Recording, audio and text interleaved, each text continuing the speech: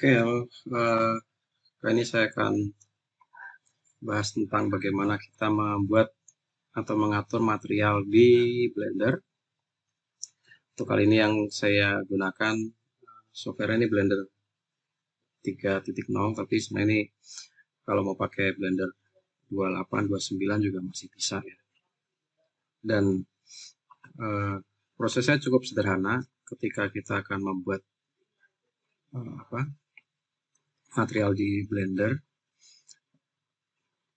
Step pertama, kalau kita memilih objek, ini di sini saya udah siapin ada 3 benda yang ada di layar, ada di atas, ada kotak, ada bola, ada cone, dan satu lantai sama dindingnya.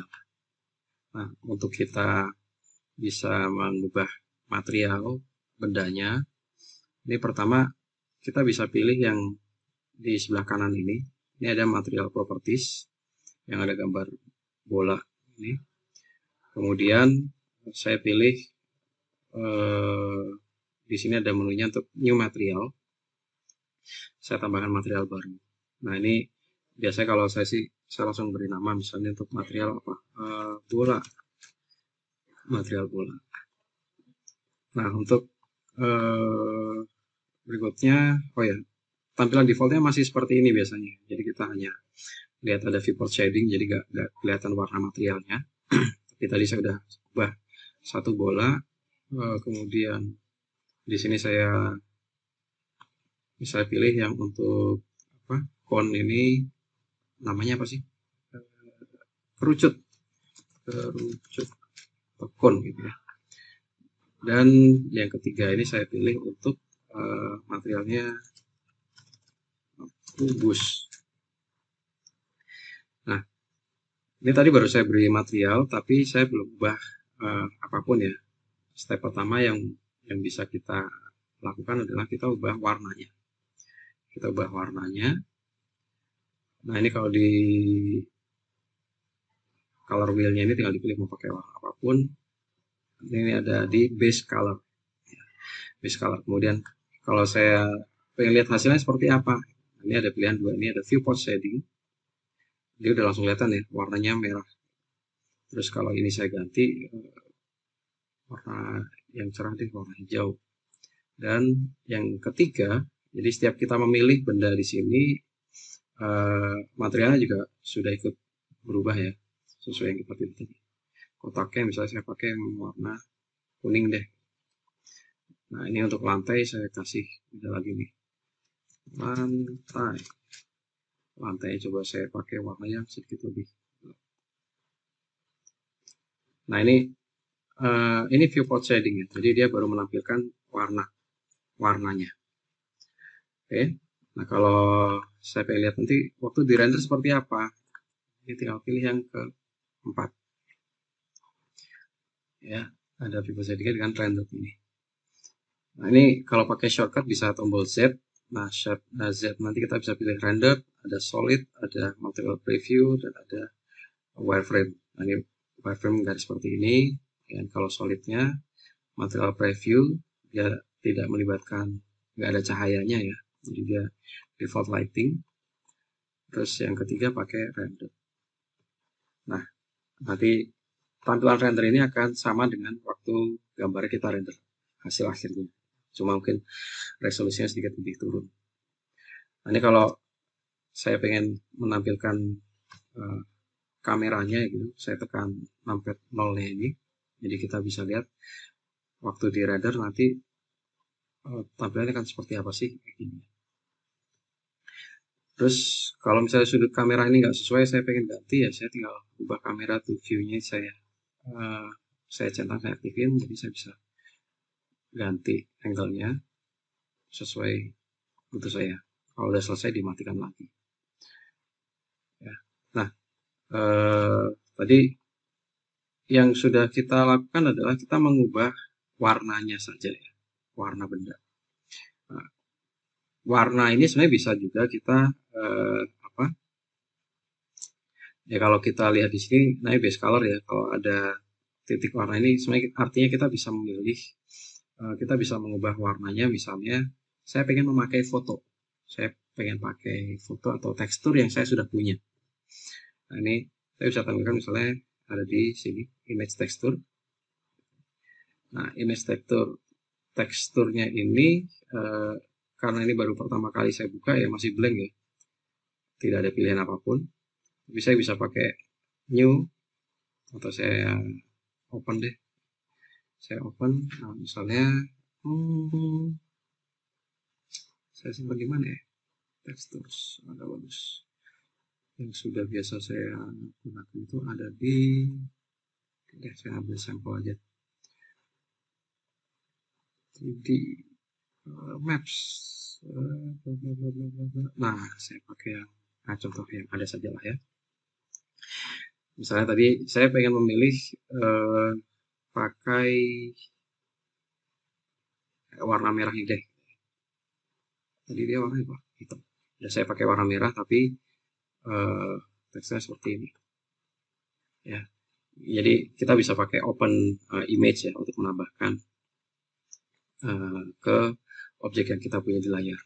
Terus contoh lain, misalnya sini saya pakai base color untuk lantainya ini, saya juga pakai ini tekstur sama nih, saya pakai image tekstur lagi.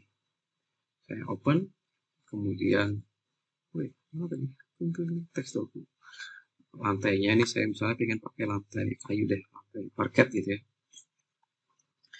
Nah, kelihatan nih sekarang dia sudah berubah ya, lantainya pakai lantai kayu.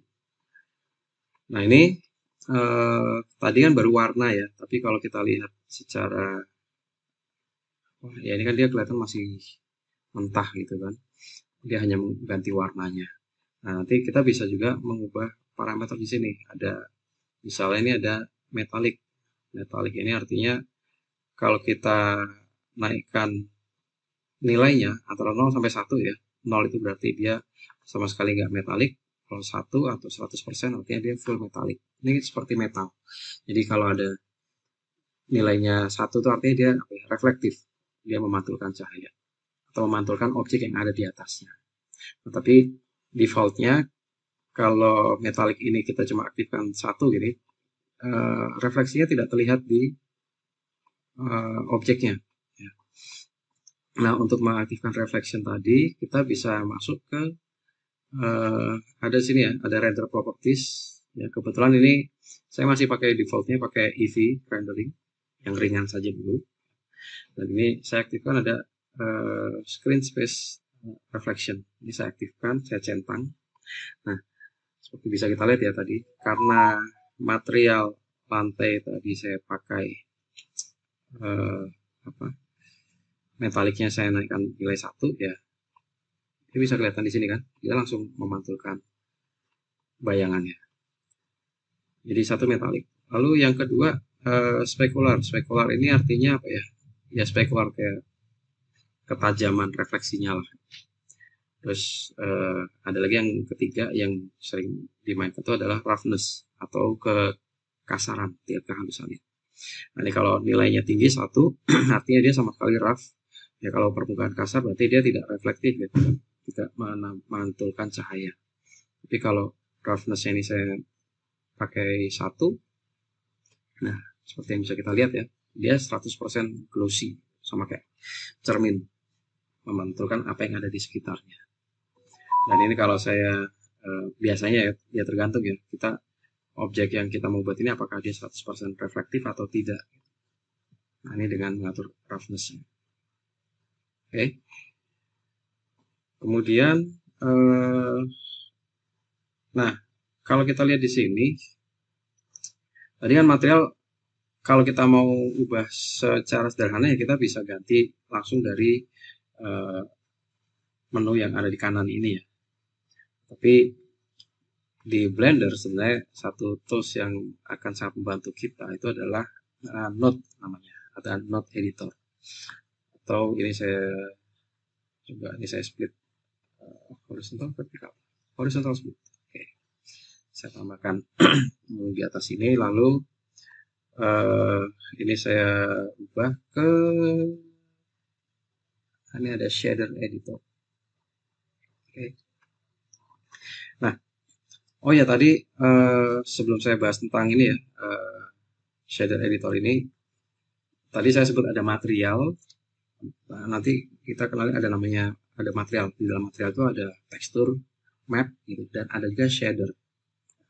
Shader ini apa ya, bentuknya kayak sifat apa ya, permukaan si objek bendanya itu seperti apa.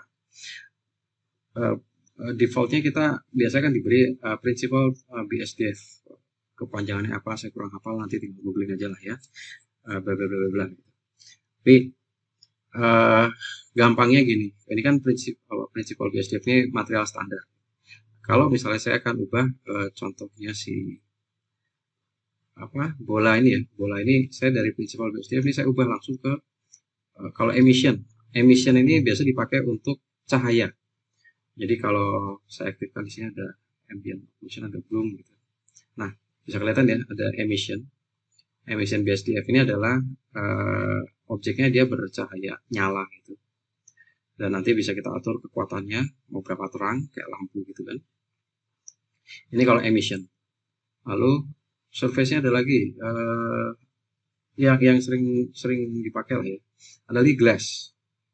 Nah, glass ini kaca ya, tapi ya dia seperti apa ya, permukaan ya, bukan permukaan, ini bola kristal kaca. Nanti ada apa, IOR, index of refraction, jadi bola kristal gitu kan.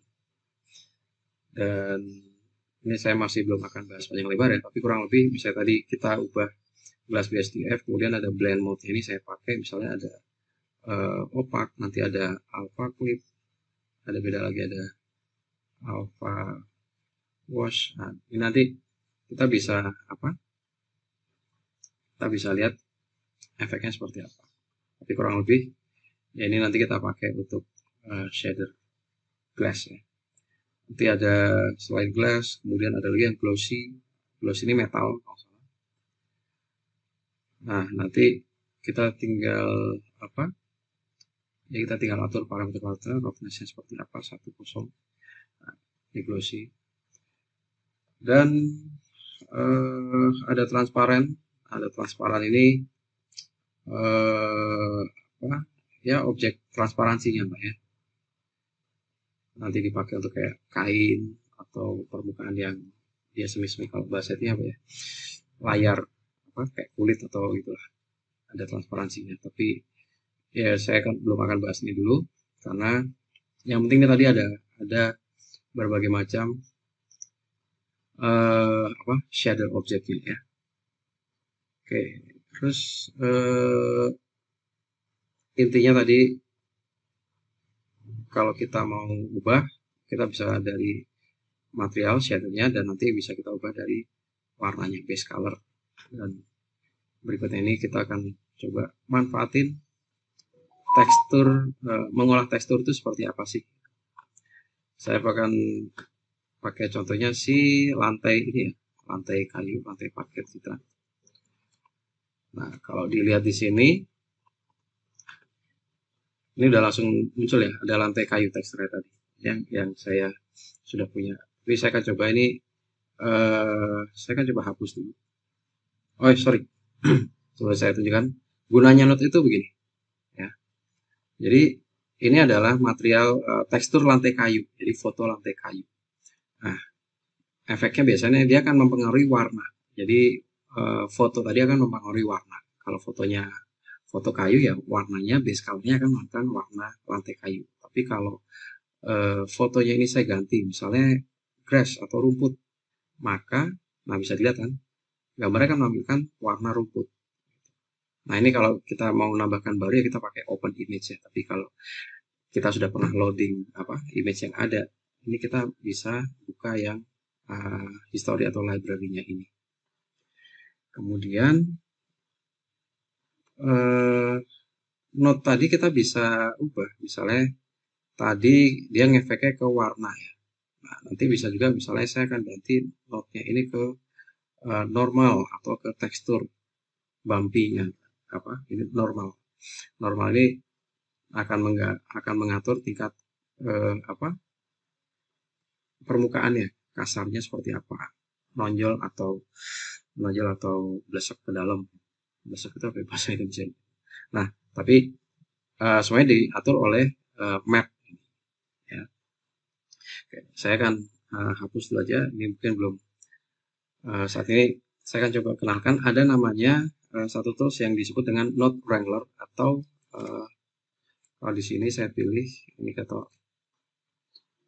bisa pakai shortcutnya Ctrl T. Nah, ini ada seperangkat node yang sudah disediakan by default untuk membantu kita mengatur tekstur. Ya, Node Wrangler. Tapi kalau ini pertama kali kita pakai Blender, belum pernah memunculkan Node Wrangler, ini kita mesti aktifkan ada add-on dulu. Add-onnya ada di sini, ada di preference, kemudian tinggal ketik aja di sini, Wrangler. Dan ini nanti kita centang si Node Wrangler ini. Jadi sebenarnya kita bisa menambahkan node tadi, tekstur node map node tadi dengan shift A atau add kayak gini. Kita bisa tambahkan secara manual kayak gini. Ya. Tapi ya kalau yang sudah umum, sudah standar dipakai, ya ini biasa dibantu dengan Node Wrangler tadi. Nah, cara pakainya, kalau tadi misalnya saya pilih material yang ini ya, material lantai tadi, saya pilih dulu yang shader yang Principal BSDF ini. Saya sambil pilih, kemudian saya tekan Ctrl T. Ini kalau di Windows, ya, atau kalau di Macintosh pakai Command T ya. Nah, di sini ada tekstur coordinate. Nanti fungsinya apa? Kita akan lihat ya. Nanti ada mapping, ada image texture. Nah, ini saya pakai dulu deh untuk lantai kayu tadi. Saya aktifkan lantai kayunya. Kemudian ada lagi. Nah, ini kan saya akan tunjukkan. Tekstur koordinatornya ini artinya dia menggunakan apa ya? Nanti akan saya bahas di materi tentang UV ya. UV mapping itu apa? Dia sudah sediakan. Nah, yang penting ada di sini mapping pertama. Nah, kalau saya pakai location, nah ini dia akan mengatur lokasi tekstur di kalau jatuh ke geometrinya, ke lantai itu tadi posisinya seperti apa. Tapi defaultnya saya sih pakai 00 dulu untuk location. Oke, kok ada nggak enak tampilannya. Kemudian rotation, ya location XYZ standar ya. Kalau rotation ya kita bisa atur perputarannya karena dia contohnya di sini lantai bendanya datar, ya mungkin kita nggak bisa atur dari exit-nya ya atau kelihatan. Nah, oh ya, Y-nya ini seperti ini kita bisa lihat. Kalau kita geser perputarannya, tapi kalau Z, nah ini yang pasti akan efek banget. Nah, oke, exit Z-nya seperti apa? Oke, nah ini rotation. Dan biasanya kalau kita ngomongin lantai, ini kita akan lihat dari scalingnya ya. Kalau ini scale-nya 1, artinya kalau kita lihat dari atas lantai ini ya, tampak atasnya teksturnya memang seperti ini ukurannya. Jadi ukurannya panjang kali lebar seperti ini dan bentuknya square. Ya. Biasanya saya pakai tekstur square. Nah kalau ini saya ubah misalnya scale-nya X saya 2 kali, kalian bisa lihat ya, dia akan semakin rapat. Jadi ada tiling diulang 2 kali, repetisi 2 kali. Ini karena bentuknya flat ya, dia cuma 2 kali panjang kali lebar ya, buat setnya nggak ngefek. Ya, istilahnya kalau dia semakin tinggi, kalau saya ulang 5 gitu, saya ketik 5, maka dia tilingnya diulang 5 kali lipat.